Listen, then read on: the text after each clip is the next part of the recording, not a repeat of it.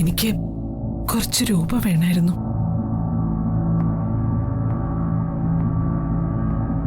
അമ്മ, എന്റെ കയ്യിൽ എവിടുന്ന അമ്മ പണം? എനിക്ക് ഒരു നിവൃത്തിയില്ലാത്ത അവസ്ഥയാന്ന് അമ്മയ്ക്ക് അറിയാലോ. വീട്ടു ചെലവിനുള്ള കുറച്ച് കാശ് പ്രകാശം തരുന്നുണ്ട്. ബാക്കി പണം മാധവേട്ടനല്ലേ ചെലവാക്കിയിരുന്നത്. പണിയൊന്നുമില്ലാത്ത മാധവേട്ടന്റെ കയ്യിലിപ്പോ അതിനുള്ള പണമില്ല.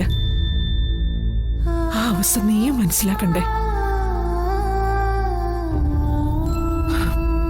നിനക്ക് പണം തന്ന് സഹായിച്ചതിന്റെ വൈരാഗ്യമൊക്കെ പ്രകാശിന് ഇപ്പോഴും ഉണ്ടെന്ന് നിനക്കറിയാലോ.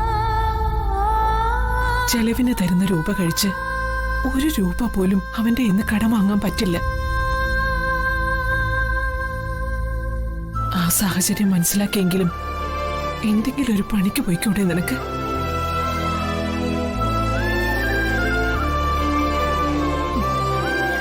അച്ഛനമ്മമാരെ ദ്രോഹിച്ച ചരിത്രം അല്ലാതെ ഒരു നയാ പൈസയ്ക്ക് പോലും സഹായിച്ച ചരിത്രം ഉണ്ടോ നിനക്ക്? രണ്ടാൺമക്കളെ പ്രസവിച്ച എനിക്ക് അവരെ ഓർത്ത് അഭിമാനിക്കാനല്ല, നിരാശപ്പെടാനാ വിധി. മോനെ, ഇത്രയും നാളും എനിക്ക് നിങ്ങളുടെ മുമ്പിൽ കൈ നീട്ടേണ്ടി വന്നിട്ടില്ല.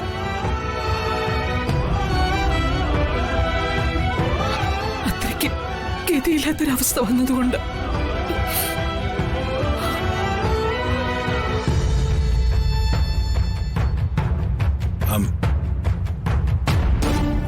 ഹരിതേ, നിന്റെ കയ്യില് കുറച്ച് പണം കടം തരം കാണും. അമ്മ പറഞ്ഞു കേട്ട് നിനക്കൊരു വിഷമം തോന്നിയില്ലേ? എന്തിനു തോന്നണം? അമ്മ പറഞ്ഞത് സത്യമല്ലേ? ഞാൻ അവരുടെ പണം വാങ്ങി ദൂർത്തടിച്ചിട്ടുണ്ട്. പക്ഷെ അതിൽ നിന്ന് പലപ്പോഴും നീയും പങ്കുവച്ചിട്ടില്ലേ? ആ നിലയ്ക്ക് അമ്മയുടെ വാക്ക് നിനക്കും കൊള്ളേണ്ടതല്ലേ? നോണമില്ലേ നിനക്ക് ഇങ്ങനെയൊക്കെ പറയാൻ? ഭർത്താവിന്റെ പൈസയുടെ പങ്ക് പറ്റിയെന്ന് പോലും. ഹരിതേ, അമ്മയ്ക്ക് കുറച്ച് പണം കൊടുത്ത് സഹായിക്കണമെന്നുണ്ട്.